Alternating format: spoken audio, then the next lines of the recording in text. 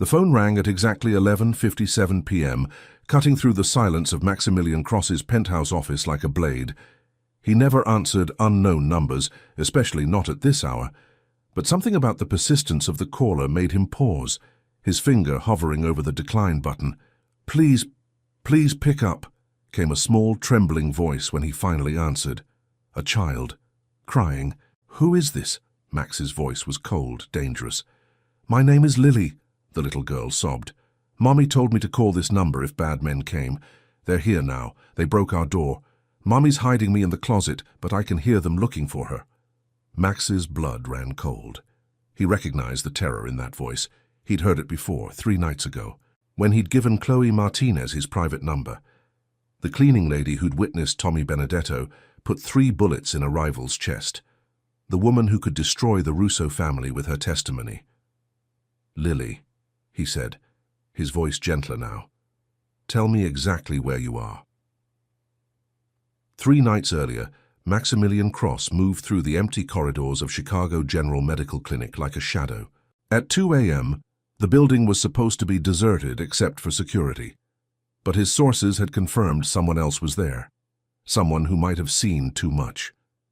The Russo family had made their move in the clinic's parking lot, thinking they were invisible. Tommy Benedetto had executed a rival gang member with his signature 3-shot pattern, clean and efficient. But the Russos had a fatal flaw. They never checked for witnesses thoroughly enough. Max found her in the 3rd-floor break room, a small woman with tired eyes mopping the floors with mechanical precision. Chloe Martinez, according to his research, 28 years old, single mother, worked 3 jobs to keep herself and her 8-year-old daughter afloat. The kind of person who became collateral damage in his world. She looked up when his shadow fell across the doorway, and he watched her face cycle through confusion, recognition, and fear. Smart woman. She knew danger when she saw it. "You're working late," Max said, stepping into the room. His voice was calm, controlled, the tone that made grown men confess their sins. Chloe's knuckles went white around the mop handle.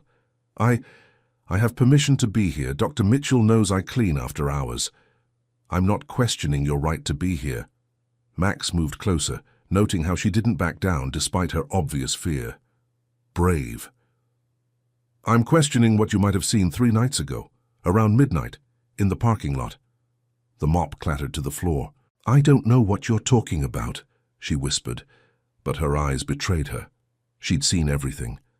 Max studied her face, the way her pulse jumped in her throat, the slight tremor in her hands, the protective way she angled her body toward the exit. Every instinct screamed that she was lying, but not out of malice, out of terror. "The men who did what you saw," he said quietly, "they don't leave witnesses alive. Ever. It's not personal, it's policy." Chloe's face went ashen. Are you one of them?" "No." Max pulled out a business card, plain white, just a phone number. "But I know how they operate. When they realize someone saw, they'll come back, they'll ask questions. And when they don't like the answers..." He let the implication hang in the air. "Why are you telling me this?" Chloe's voice was barely audible. "Because dead witnesses can't testify." Max placed the card on the counter between them. "But protected ones can destroy empires." Chloe stared at the card like it was a snake. "What do you want from me?" "The truth. What did you see?" For a long moment, the only sound was the hum of fluorescent lights overhead. Then Chloe's shoulders sagged in defeat. "I was taking out the trash," she said. "I heard voices then, gunshots, 3 of them. I looked out the window and saw a man standing over a body. Tall, thin, wearing a grey coat. He had a scar here." She touched her left temple. "He looked up at the building before he left. I think he might have seen me." Tommy Benedetto. Max's jaw tightened. The Russo family's most efficient killer, and now he knew there was a witness. "You're in danger," Max said simply. "Real danger. The kind that doesn't just threaten you, it threatens everyone you love." Chloe's hand flew to her throat. "My daughter. Take the card." Max's voice was gentle but firm. "If anything happens, if you see strange cars, if men start asking questions, if your instincts tell you something's wrong, call that number, day or night." "Why would you help me?" Max looked at this small, brave woman who worked 3 jobs and still found the courage to tell the truth to a dangerous stranger. Because the men who killed that person in the parking lot are my enemies, and my enemies don't get to hurt innocent people in my city. Chloe picked up the card with trembling fingers. What do I tell my daughter? Tell her it's an emergency number. Tell her to memorize it. Tell her if anything ever happens to you, if strange men come, if you're in trouble, if she's scared and alone. She calls that number and asks for help. She's only 8. 8-year-olds can be braver than grown men when they need to be. Max turned to leave, then paused. Mrs. Martinez, don't try to run. They'll find you. Don't go to the police. They have people inside. Just be careful and trust that number. As he walked away, Max heard her whisper, "What's your name?" He stopped but didn't turn around. Someone who keeps his promises. That night, Max had his security team put surveillance on Chloe Martinez and her daughter. Not close enough to alarm them, but close enough to respond if the Russos made their move. He told himself it was strategic. A living witness was valuable. A dead one was useless. But as he sat in his penthouse office reviewing the surveillance photos, he found himself studying Chloe's face. The way she smiled at her daughter despite her exhaustion. The careful way she checked locks and windows now, hyper-aware of danger. The strength in her shoulders as she carried the weight of fear and responsibility. She was beautiful, yes, but it was more than that. There was something about her, a light that hadn't been extinguished despite everything life had thrown at her. In his world of shadows and violence, she was something pure. Max pushed the thought away. She was a witness, a tool, nothing more. But when his phone rang at 11:57 p.m. 3 nights later, and he heard a little girl's terrified voice begging him to save her mommy, Max realized he'd been lying to himself. Chloe Martinez had stopped being just a witness the moment she'd looked him in the eye and chosen to trust him with the truth. Now she was something far more dangerous. She was someone he cared about. Max was on his feet before Lily finished speaking, his mind already calculating distances, response times, possibilities. His penthouse was 20 minutes from Chloe's apartment in normal traffic. At midnight, with his driver and the right incentives, he could make it in 12. "Lily, listen to me very carefully," Max said, moving toward his private elevator. "Are you still in the closet?" "Yes," she whispered. "I can hear them talking. They're looking for Mommy." "Good girl, stay exactly where you are. Don't come out no matter what you hear, understand?" "Is Mommy going to be okay?" Max's chest tightened at the trust in that small voice. "I'm going to make sure of it, but I need you to be brave for a little longer." He was already in the elevator, descending to his private garage. His security team would be mobilizing. He'd sent the alert the moment he heard Lily's voice. But they were scattered across the city, and time was a luxury he didn't have. "Lily, are you still there?" "They found Mommy," she sobbed. "I can hear her crying. She's telling them she doesn't know anything." Max's jaw clenched. Chloe was trying to protect her daughter even now, denying what she'd seen. But the Russos weren't known for believing denials. "Sir!" His driver Marcus was already behind the wheel of the armored Mercedes, engine running. "Chloe Martinez's apartment, now." Max slid into the back seat, keeping Lily on the line. "Lily, I'm coming to help your mommy, but I need you to stay hidden until I get there." What if they hurt her? The question hit Max like a physical blow. In his world, violence was currency, fear was leverage, and death was just another business expense. But the thought of Chloe being hurt, of this little girl losing her mother, made something savage and protective roar to life in his chest. "They won't," he said, and meant it. "I won't let them." Through the phone, he heard muffled voices, then Chloe's cry of pain. Max's vision went red. "Marcus, faster!" The Mercedes surged forward, weaving through Chicago's empty streets like a bullet. Max's other phone buzzed, his security team reporting their positions. Vincent Caruso was closest, maybe 8 minutes out. Marco Santangelo was coming from the south side with 2 additional men. But 8 minutes might as well be 8 hours. "Lily," Max said softly, "I need you to tell me exactly what you can hear." "There are 3 of them," she whispered. "One has a scary voice. He keeps asking Mommy about Tuesday night, about what she saw. Tuesday night, The night Tommy Benedetto had executed a rival in the clinic parking lot, the night that had set all of this in motion. "What's your mummy saying?" "She keeps saying she didn't see anything, that she was inside the whole time. But the scary man doesn't believe her." Max closed his eyes. Chloe was still trying to protect herself and her daughter the only way she knew how, with lies. But the Russos hadn't survived this long by accepting convenient denials. "Lily, I'm almost there. When I arrive, there might be loud noises. Don't be scared, okay? It just means I'm helping your mommy."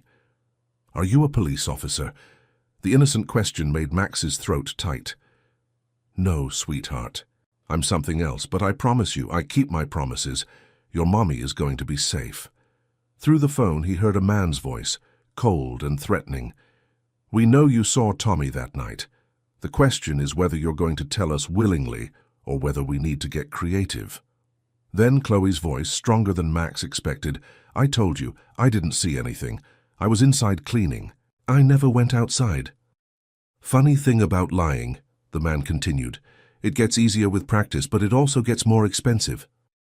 Max heard the unmistakable sound of a gun being cocked. "No!" Chloe cried. "Please, I have a daughter. She's just a baby." "Then you should have thought about that before you decided to play witness." Max's phone vibrated with a text from Vincent.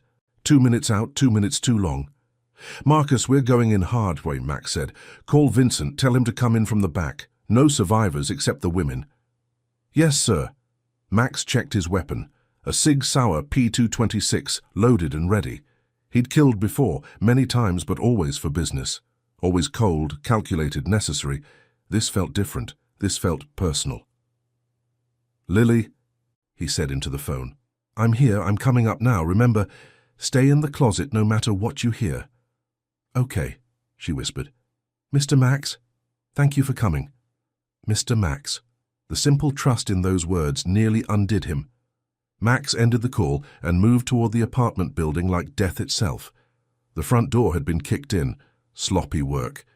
The kind of intimidation tactic the Russos favored. They wanted fear, not subtlety. He took the stairs 3 at a time, his footsteps silent on the worn carpet. 3rd floor, apartment 3B. The door was ajar, and he could hear voices from inside. "Last chance, lady.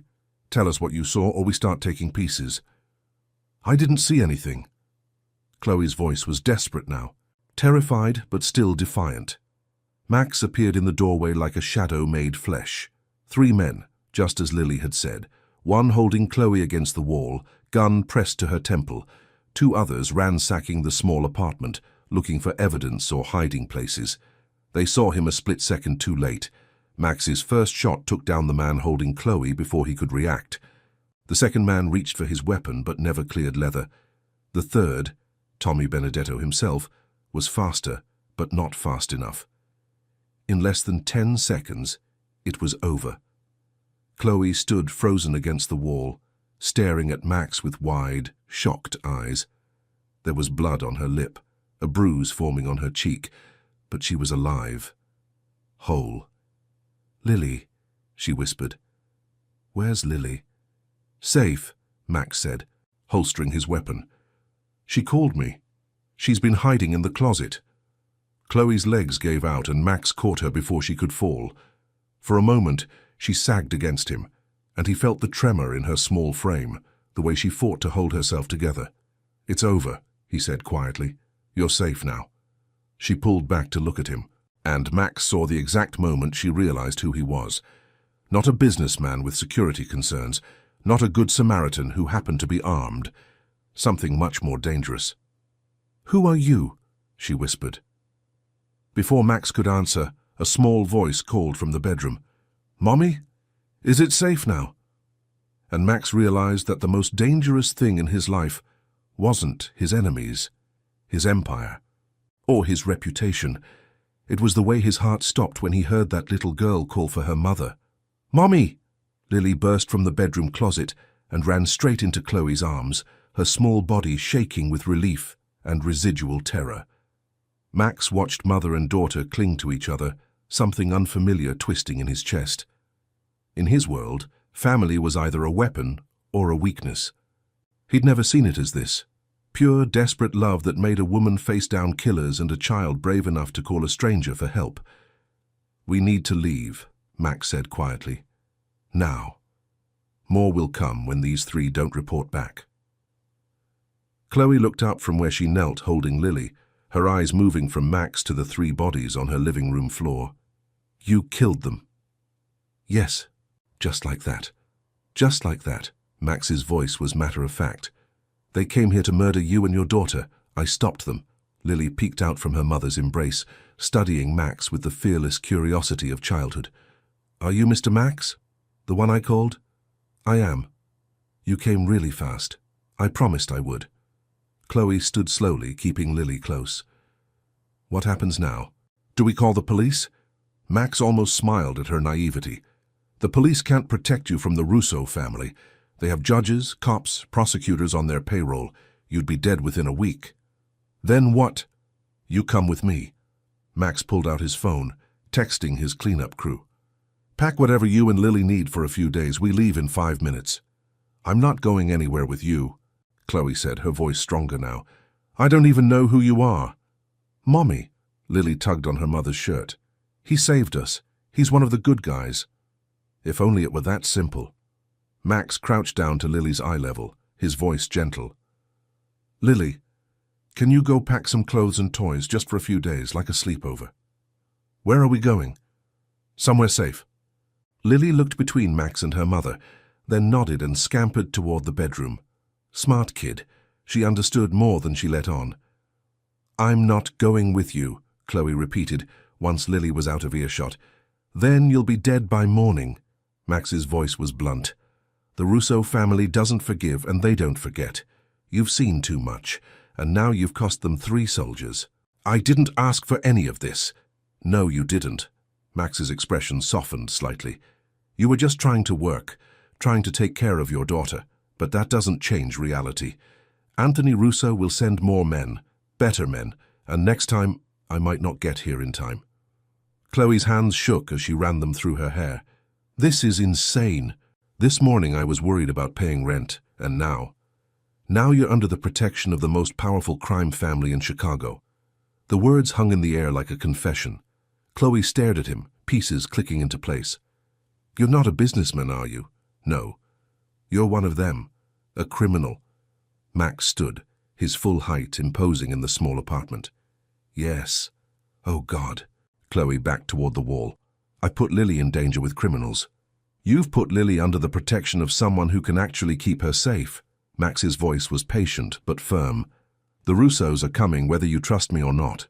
The question is whether you want to face them alone or with an army at your back." "I don't want any army. I just want my normal life back." "Your normal life ended the moment you looked out that window." Max moved closer, his voice gentle but implacable. "I'm sorry. I know it's not fair, but fair doesn't matter anymore. Only alive matters." Footsteps on the stairs made them both freeze. Max drew his weapon in one fluid motion, positioning himself between Chloe and the door. "Boss." Vincent Carusso's voice called from the hallway. "Clear," Max replied, holstering his gun. "Come in." Vincent entered with 2 other men, their eyes quickly cataloging the scene. Professional cleaners. They'd make the bodies and evidence disappear like they'd never existed. "Mrs. Martinez."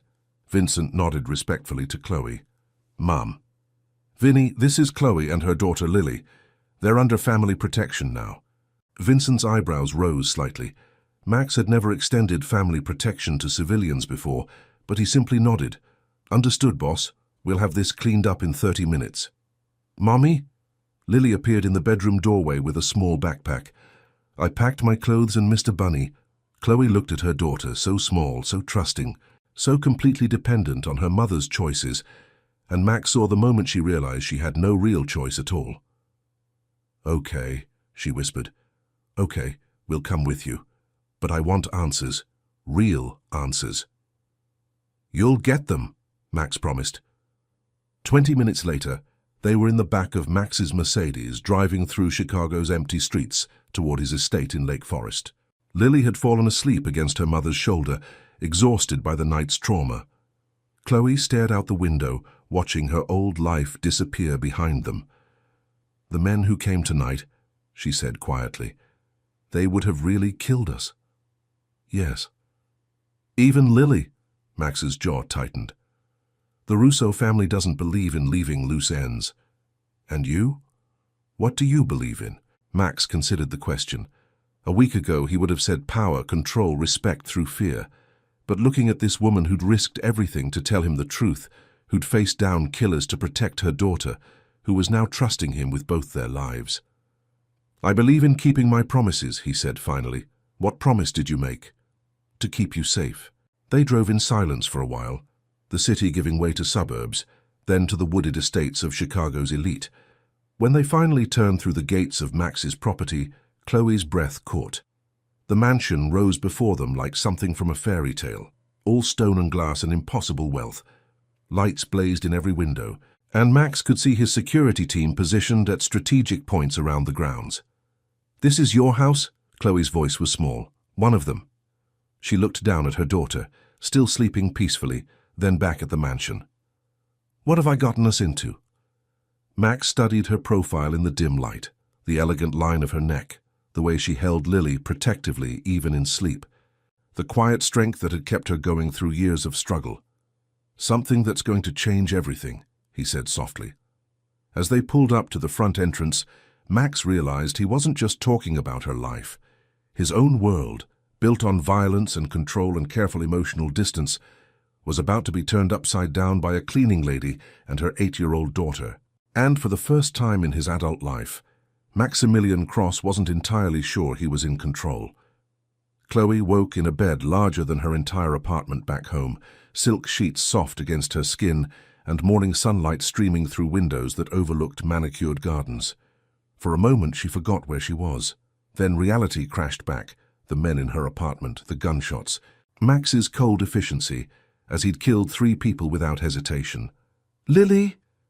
She sat up quickly, panic flaring. She's safe. Max's voice came from a chair near the window. He was fully dressed in a charcoal suit, looking like he'd been awake for hours.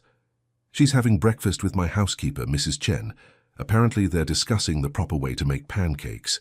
Chloe pulled the sheets higher, suddenly aware she was wearing an oversized t-shirt she didn't remember putting on. Did you? Mrs. Chen helped you change last night. You were in shock. Max's voice was carefully neutral. How are you feeling? Like I'm living in someone else's life.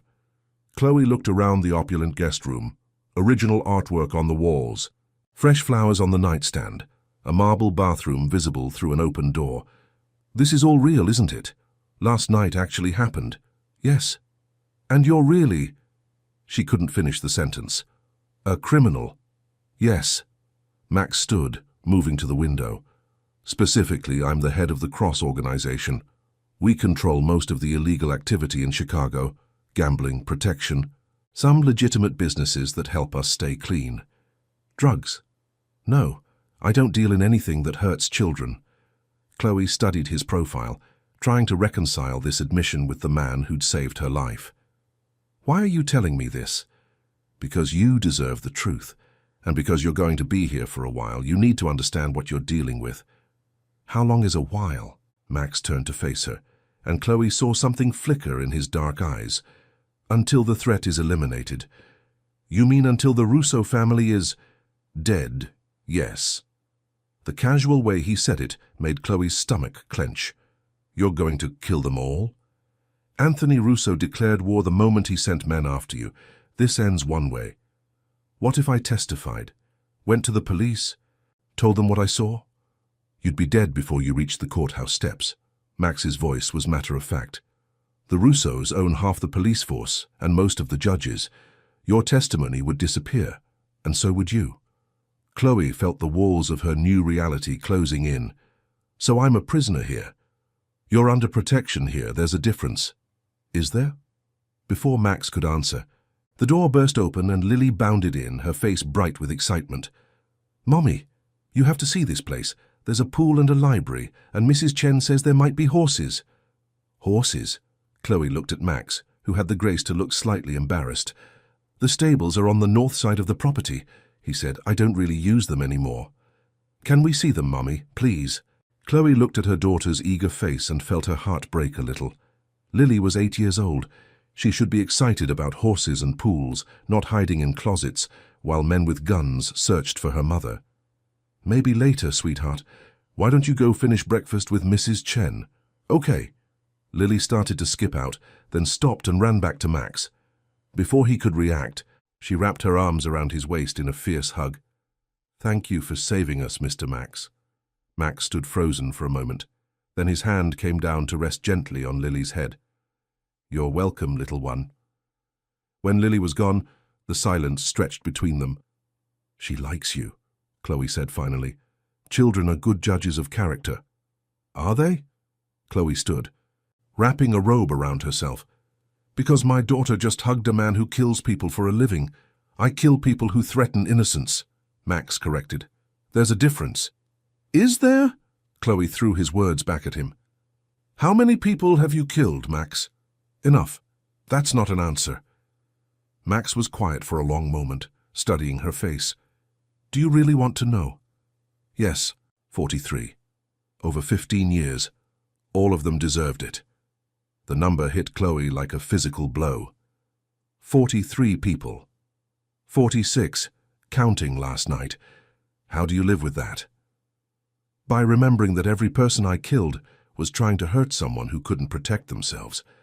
Max's voice was steady, but Chloe caught something underneath. Pain, maybe. Or regret. "My father was murdered when I was 16, shot down in the street like a dog while my mother and I watched from our apartment window. The police said they'd investigate. They never did. The men who killed him went free." Chloe felt her anger falter. "Max, I learned that day that justice and law aren't the same thing. Sometimes you have to make your own justice." He looked at her directly. "Those men last night came to murder you and your daughter. If I hadn't killed them, they would have killed you. Do you think I should have let that happen?" "No," Chloe whispered. "No, of course not." "Then don't judge me for protecting what matters." The intensity in his voice made something flutter in Chloe's chest. "What matters to you?" Max was quiet for so long she thought he wouldn't answer. Then, "You, Lily. Keeping you both safe." "Why?" The question came out softer than she intended. "Why do we matter to you?" Max moved closer, and Chloe found herself backing against the window. "Because when you looked me in the eye that night at the clinic, you chose to trust me with the truth. Because you work 3 jobs and still find time to read bedtime stories. Because you face down killers to protect your daughter. Because what? Because I've spent 15 years building walls around my heart, and somehow you and Lily walked right through them like they weren't even there." Chloe's breath caught. "Max, I know what I am," he said quietly. "I know what I've done. I know I'm not the kind of man you should want, but I can't change how I feel about you." "How do you feel about me?" Max reached up, his fingers barely brushing her cheek. "Like I'd burn the world down to keep you safe." The confession hung between them, raw and honest and terrifying. Chloe felt herself leaning into his touch, despite every rational thought screaming at her to run. "This is crazy," she whispered. "Yes, you're dangerous. Yes, I should be afraid of you. Yes." Max's thumb traced along her jawline. "Are you?" Chloe looked into his dark eyes and saw the truth. Beneath the killer, beneath the crime lord, beneath all the violence and power, was a man who'd been broken by loss and rebuilt himself into something harder, something that could protect what he loved. "No," she said finally. "I'm not afraid of you." "You should be." "Why?" Max leaned closer, his voice dropping to a whisper. "Because I'm never letting you go." The attack came at dawn. Chloe woke to the sound of gunfire and Max's voice shouting orders in the hallway. She was out of bed instantly, her mother's instincts overriding everything else. "Lily!" She ran to the connecting room where her daughter slept, finding it empty. Panic clawed at her throat until she heard Max's voice from the main hallway. "Vincent, get Chloe and Lily to the safe room. Now." Chloe rushed into the corridor to find organized chaos. Max's security team moved with military precision, some heading toward the windows, others escorting staff to safety. Max himself stood at the center of it all, calm and deadly in a black tactical vest, coordinating the defense of his home. "Where's Lily?" Chloe grabbed his arm. "Safe room with Mrs. Chen." Max's eyes swept over her, checking for injuries. "Vincent's going to take you there." "What's happening?" "Anthony Russo brought the war to my doorstep." Max's voice was ice-cold fury. "He's about to learn why that was a mistake." More gunfire erupted from the grounds below. Through the windows, Chloe could see muzzle flashes in the pre-dawn darkness, Max's men holding defensive positions around the estate. "Boss?" Vincent appeared at Max's shoulder. "Mrs. Martinez, we need to move. Now." "Go," Max said to Chloe. "I'll come for you when it's over." "What if—" "I'll come for you," Max repeated, his voice fierce with promise. "No matter what." Vincent led Chloe through a maze of corridors to a hidden door behind a bookshelf. The safe room beyond was like a small apartment, comfortable furniture, supplies, communication equipment. Lily sat on a couch with Mrs. Chen, clutching her stuffed rabbit. "Mommy!"